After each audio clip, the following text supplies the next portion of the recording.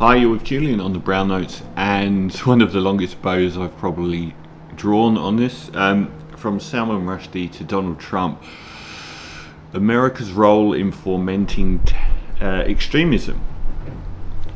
And I hope the sun doesn't come through like it did in the last one. So, Salman Rushdie is a Mumbai-born British author, and I can thoroughly recommend Midnight's Children as one of the finest novels I've ever read.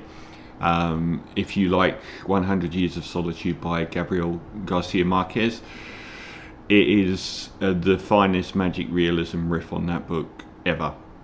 An incredible novel. I think it won the they have the Booker Prize, and I think it won the best Booker Prize winner of the first 25 years of it.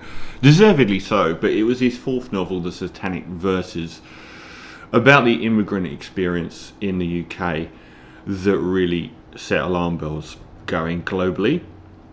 At a time when we didn't know about the possibility of Islamic extremism in the same way that we would after 9/11. Remember, this is the end of the 1980s. We didn't know about these things. We didn't know you could draw a picture of the Prophet Muhammad and get killed. This was all new.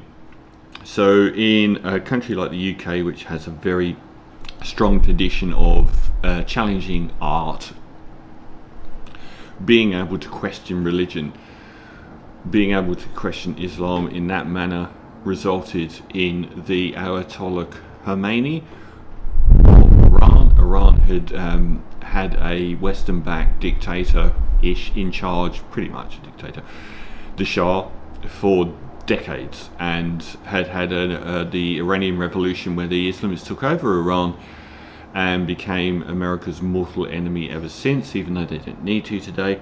But the Ayatollah put a fatwa on the head of Salman Rushdie, which was like a $3 million hit. It was a hit. It was a mafia hit. So he lived the next 10 years of his life in state-funded security, rightly so. And there were multiple attempts on his life that apparently the security forces stopped.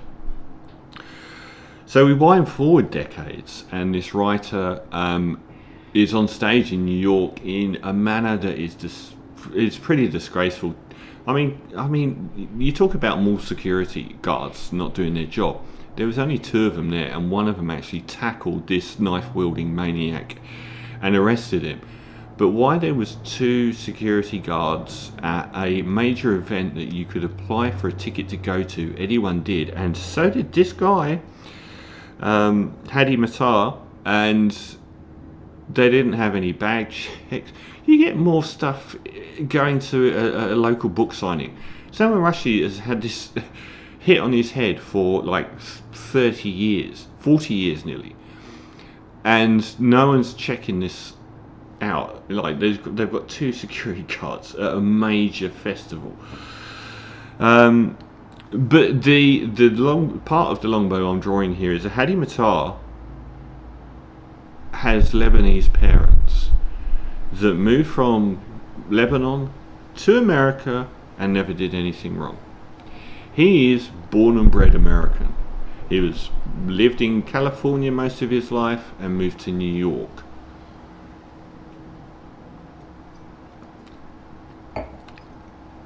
His immigrant parents from the Middle East didn't do anything.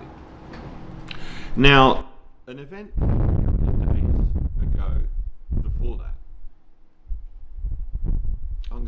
excuse me.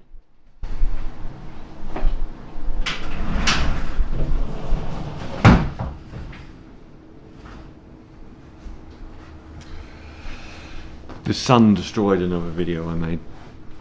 So there was another event a couple of days before this incident, and the FBI raided Donald Trump's Mar-a-Lago estate and recovered the nuclear secrets and God knows what else. Apparently documents he didn't have but had declassified.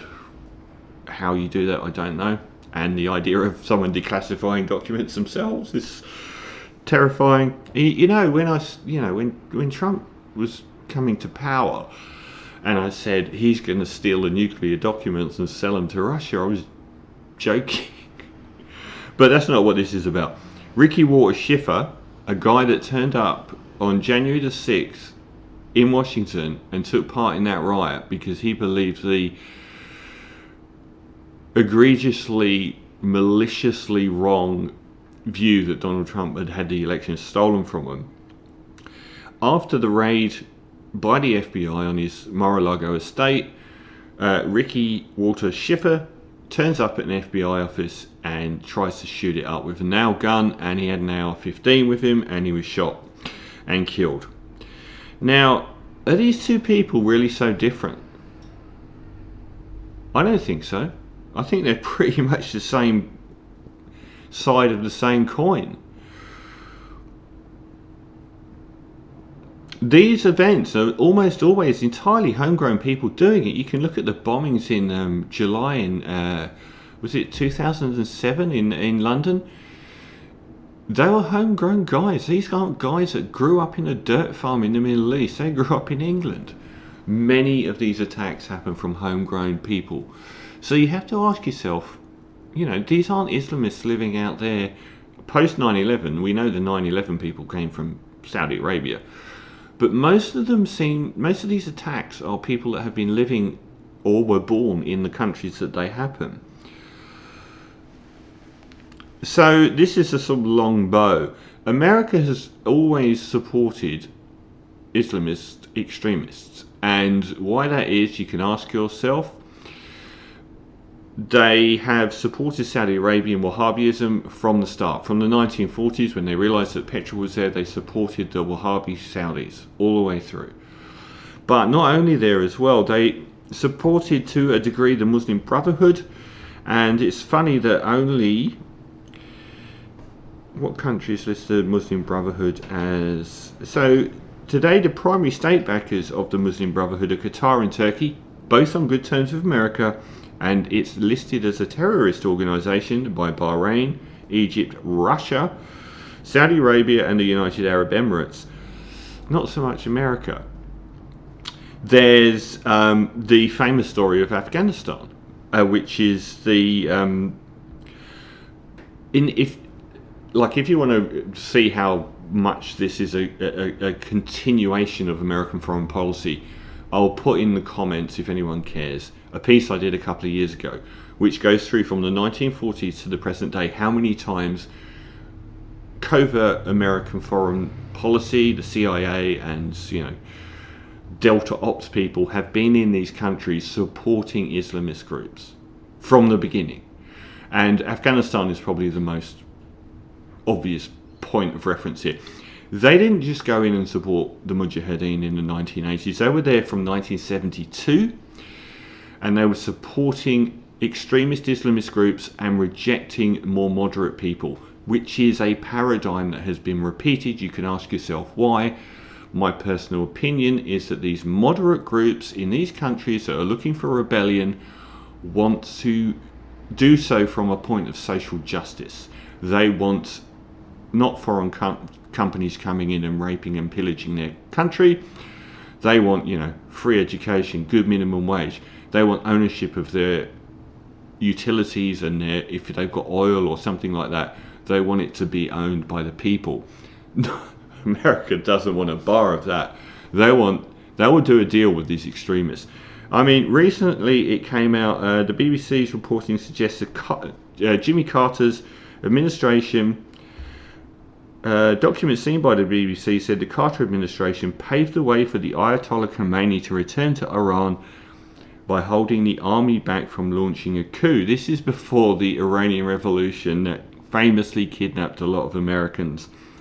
Iranian leaders reacted to fury to reports the newly declassified, this is as 2016, newly declassified US diplomatic cables revealed extensive contact between Ayatollah Khomeini and the Carter administration weeks ahead of the revolution, and paving the way for him to return. In Iran, but in Afghanistan, they actually funded, armed and trained the Mujahideen, who morphed into the Taliban at the end of the 80s.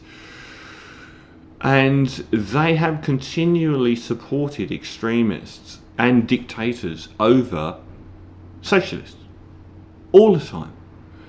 And particularly, they've supported anyone that is on the opposite side to Russia, no matter how egregious they are. Osama bin Laden was operating on the same side as the Americans for an entire decade inside Afghanistan.